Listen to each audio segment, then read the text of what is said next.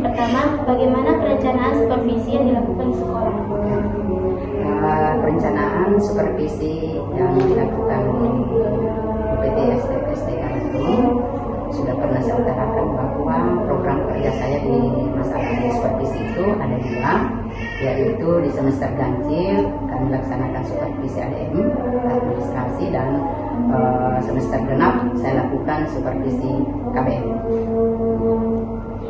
Dan sebelum melakukan langsung supervisi, maka kami awali dengan rapat koordinasi dalam penentuan jadwal pelaksanaan tersebut. Jadi perencanaan, pelaksanaan, tindakan. Pertanyaan selanjutnya, bagaimana proses pelaksanaan supervisi di sekolah dasar? Pelaksanaan supervisi di sekolah dasar ada kaitannya apa yang sudah sampaikan tadi. Sebelum saya turun melaksanakan supervisi sebagai supervisor, maka terlebih dahulu diadakan rapat dan menyiapkan instrumennya. Baik, pertanyaan ketiga, bagaimana tahap pra-observasi yang dilakukan dari supervisi? Pra-observasinya itu apakah pra-observasi dari supervisi KBM atau supervisi ADM, karena ada dua yang saya sampaikan tadi. Maka perannya itu kalau ADM diawali dengan rapat koordinasi.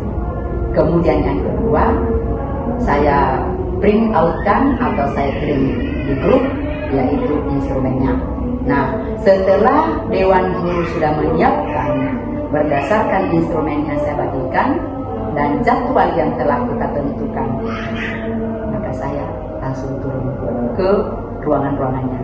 Kalau proses pembelajaran, tapi kalau supervisi ADM, terkadang saya katakan ADM-nya diangkut saya ke ruangan, di ruangan nanti saya periksa.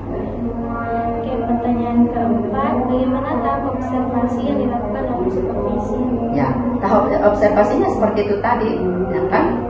Seperti itu tadi yang saya katakan. Kalau KBM, otomatis saya berada di dalam ruangan, mengamati guru yang sedang disupervisi, bagaimana proses pembelajaran kemudian masuk di kegiatan intinya, kemudian masuk di kegiatan akhir, apakah ditindaklanjuti, adakah tindak lanjut atau refleksi di kegiatan akhirnya. Seperti itu yang kita lakukan kalau di supervisi KBM.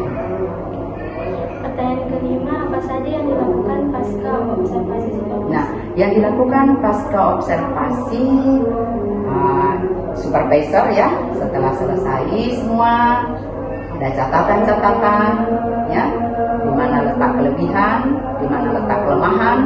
Nah, setelah itu kami melakukan tindak lanjut, dikumpulkan satu ruangan, kemudian supervisor menyampaikan si A yang seharusnya seperti ini, kenapa kita lakukan seperti ini.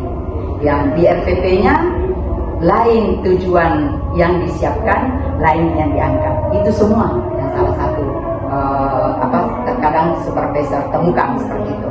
Terkadang juga supervisor setelah melihat persiapan RPP-nya, terkadang mesti ditemukan ada RPP copy paste. Nah, ini yang biasa saya tegur. Seperti itu. Pertanyaan ke-6, bagaimana bentuk tindak lanjut dari pelaksanaan supervisi yang telah dilakukan? Nah, itu tadi tindak lanjutnya. Iya, itu tadi tindak lanjut setelah selesai keseluruhan, saya kumpulkan di ruangan ini. Kemudian apa yang menjadi catatan saya catat di buku anekdot, di buku supervisor. Kemudian ada juga catatan di buku supervisinya dulu. Apa yang menjadi kelemahan, apa yang menjadi kelebihan, semua saya sampaikan. Dan saya perkenankan guru menanggapi dari hasil tindak lanjut tersebut. Saya temukan seperti ini, kenapa? Bisa mengungkapkan alasannya kenapa kita lakukan seperti ini. Nah, itu namanya tindak lanjut dari hasil supervisor. Baik Ibu, pertanyaan terakhir, bagaimana tahap evaluasi program supervisi yang dilakukan? Nah, tahapannya ya. Nah, tahapan dari supervisi tersebut, yang pertama adakan rapat koordinasi. Itu tahapannya kan? Kemudian termasuk perencanaan. Setelah perencanaan, maka kita laksanakan Pelaksanaannya itu kapan? Pelaksanaannya hasil keputusan rapat jadwal yang telah kita sepakati bersama. Ya kan? Berarti kita turun melaksanakan berdasarkan jadwal dari hasil kesepakatan. Kemudian tindak lanjutnya seperti yang kami lakukan setelah selesai, dikumpulkan, disampaikan. Jadi itu jadi ada 3, perencanaan, pelaksanaan, tindak lanjut. Oke? Puas? Oke, saya.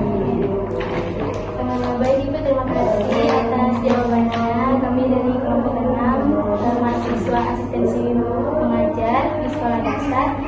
Terima kasih atas waktu luangnya.